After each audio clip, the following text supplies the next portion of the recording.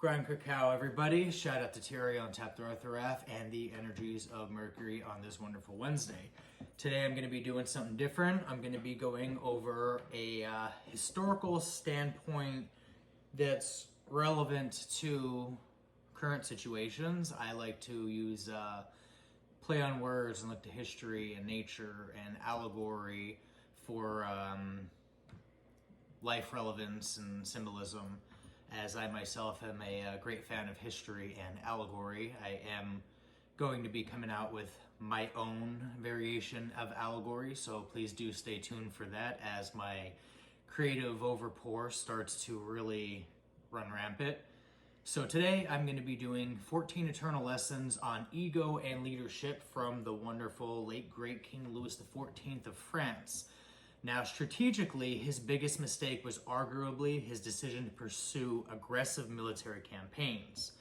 I guess with that stated, I would be embodying the energies of William III of Orange, who was the Prince of Nassau, his mortal enemy, quoted by King Louis XIV himself.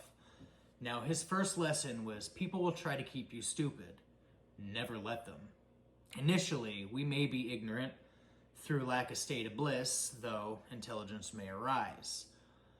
2, unshakable self-belief and a regal bearing will gain you power, but you need to try to keep some perspective.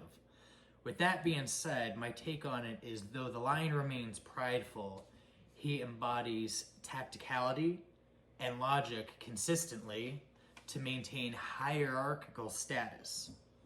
3, meeting enemies with excessive force will bite you back harder in the end. Now, our enemies sometimes will be our greatest mentors. We must value these people and treasure their force, for transmuting these energies can lead to a great awakening and growth. 4, you should always regret time spent on frivolous pleasures. Now, we all have the same 24 hours in a day. Some waste time on meaningless relationships, places, and things. Others explore the inner proclivities of the higher self and really push our personal growth to extend to our exponential growth. 5, spend time with your kids. For me, our children are our teachers. They are our best friends. They are our disciplines. They are our blessings and our proteges. The potter doesn't simplistically thrash the clay around and call it a day. As a potter, we need to mold it delicately with a keen eye and shape it one step at a time to perfect it. 6, symbolic actions will earn you a more widespread affection than hot air. So rather than talking shit, I personally would rather become somewhat of a creative and project in various tongue forms.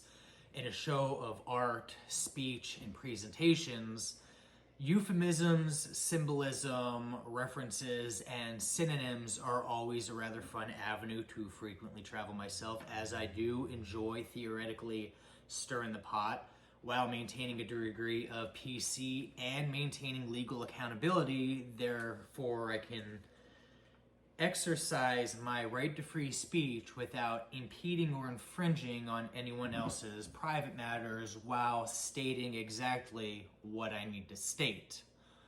7, live in luxury at others' expense, and they'll resent you and probably rebel. That's like stating a group so comfortable in living off of the expense of others, okay? So you're using people to profit and you have this off-the-wall racket going. At some point when things get hot, even if you're content in your inner eyes, maintaining accountability to control any mishaps, the sun always rises highest at noon, and I promise you that sun will always see all that is kept unseen. So if we are using other people to profit and gain off of, at some point, the sun at its most high is going to be the eagle eye in the sky, even if your eyes on the ground are watching you, my guy. So be honorable. There's valor and honor in becoming self-made at the expense of thyself, not others. Be honorable. 8. Forge your own destiny. The initiate doesn't simply skip inner alchemy and jump to Grand Magus. We embody each step, taking lessons and applying gratitude to each step to go upstairs. As a phoenix's rebirth from the ashes ascending to the heavens, we mustn't skip steps. And we always must exude gratefulness for every lesson, every blessing along the way, because it doesn't happen to me. In my eye, I'm pronoic. At this point, it happens for me, and I am grateful for every happening and occurrence to take place that has so far. 9. Don't be so blunt. Flattery, generosity, and hospitality will get you further. See me, I fancy a good fight. It allows me to be poised to brush up linguistically as to articulate myself in an alternative fashion to intellectually destroy said adversity or adversary. I also value being blunt with people, but when I'm working with them in healing, I do give a high, low, light, and dark perspective so they can realize their potential, but I also let them know where they're fucking up. Like, I'm not going to sugarcoat things, but I will work my words in a manner that's soothing yet resonant. 10. Respect people's time and acknowledge their loyalty. See, time and loyalty are 2 of the 3 best currencies in my life, with silence being the greatest form of currency. Never is the day that the victim is I. I am the hunted become hunter, learning from my surroundings. So value is what I hold for all, and all holds lessons for growth for I. Number 11. Take pain on the chin and don't whine. Catharsis being the process of releasing and thereby providing relief from strong or repressed emotions. Through this, we invoke the inner emperor. Healing being the intrinsic key to life. It is essential. This is why we mustn't skip steps. 12. Assume a calm dignity in contentious situations. For a brief moment, forget your perspective in all contentious situations. View the world briefly through the eyes of those around you. How do they see you? How do they see the world through their eyes? How do you appear? How do they think? What is the agenda?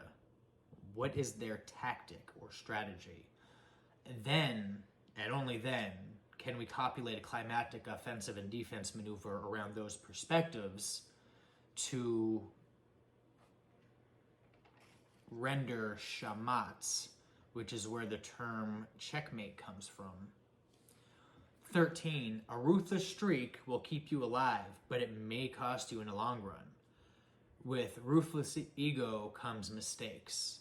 With mistakes, we begin negligence, and with negligence, we self-sabotage. From there, we can experience death of our current position or lifestyle. Now, this isn't always literal death. Death has many different faces, many different masks, as does the average human with the average ego. It may not be literal, but you will get the point. Death has many mannerisms and demeanors, and while I find personally myself all to be of a beautiful nature, I feel like some would collapse. 14. Remind yourself of death and mortality. Take action today and leave no room for regrets. Become friends with death. Embrace it. Live by it, but always plan, strategize, analyze, and then create conclusions, even utilizing something like Six Sigma to avoid all deviation. I like these lessons. King Louie XIV was definitely wise. Have a great Wednesday, everybody.